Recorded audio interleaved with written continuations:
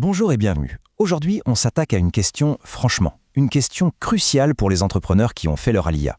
La question c'est, comment être sûr que les dividendes de sa société étrangère sont bien vus comme des dividendes par le fisc israélien et pas, disons, comme un salaire déguisé?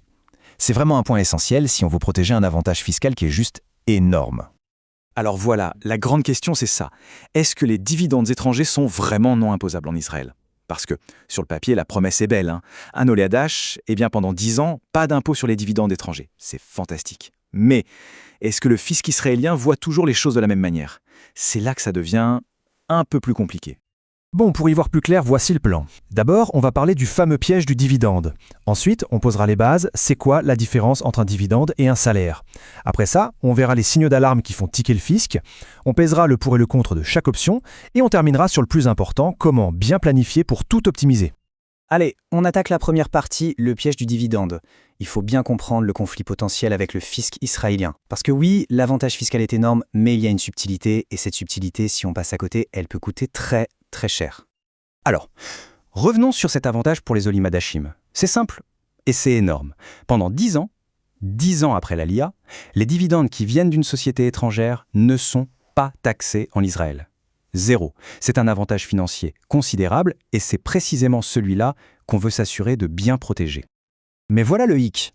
Est-ce que le fisc israélien voit vraiment ce paiement comme un dividende? Parce qu'attention, ce n'est pas parce que votre entreprise à l'étranger l'appelle dividende que c'est automatiquement accepté ici. Les autorités fiscales ont le pouvoir de regarder ça de plus près et de dire « non, pour nous, ça c'est un salaire ». Et là, tout l'avantage fiscal disparaît d'un coup. Ok, deuxième partie. Dividende contre salaire. On va devoir définir les termes clés de ce débat. Parce que pour comprendre comment le fisc réfléchit, il faut d'abord parler le même langage.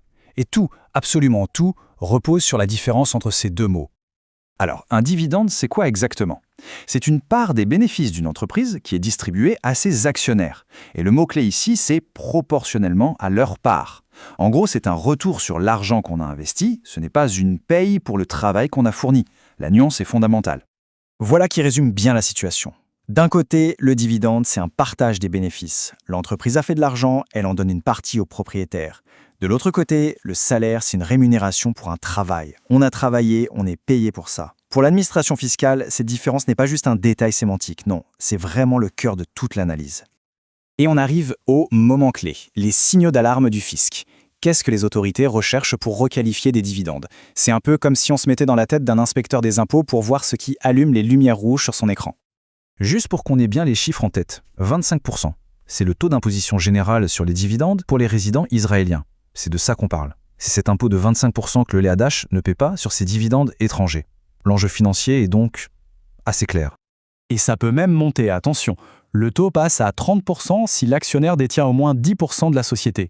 On comprend tout de suite mieux pourquoi le fisc regarde ça de très près. Les sommes en jeu peuvent être vraiment conséquentes. Alors, quels sont ces fameux red flags, ces signaux d'alarme pour le fisc? Il y en a 5 principaux. Premier point, des distributions trop régulières. Si les paiements sont fréquents, fixes, disons tous les mois, ça ressemble beaucoup à un salaire, pas vrai? Pour le fisc, c'est le premier indice. Deuxième signal d'alarme, le changement soudain juste après l'ALIA. Passer d'un salaire à des dividendes pile à ce moment-là, ça paraît un peu trop bien calculé et le fisc n'aime pas ça. Troisième point, de gros dividendes qui apparaissent de nulle part. Si pendant des années il n'y a rien eu et que tout à coup de grosses sommes sont versées, ça pose question sur l'origine et la nature de cet argent. Quatrième alerte, des paiements qui n'ont rien à voir avec les profits d'entreprise. Un vrai dividende, ça vient des bénéfices. Si les versements sont déconnectés de la santé financière de la boîte, c'est suspect. Et enfin, cinquième point, une distribution qui n'est pas proportionnelle. Si un actionnaire reçoit beaucoup plus que sa part, c'est probablement que ce n'est pas un retour sur son investissement, mais une rémunération pour autre chose. Chacun de ces points, c'est une porte ouverte à une requalification par le fisc. Bon, maintenant qu'on a vu les risques, on passe à la stratégie. Avantages et inconvénients.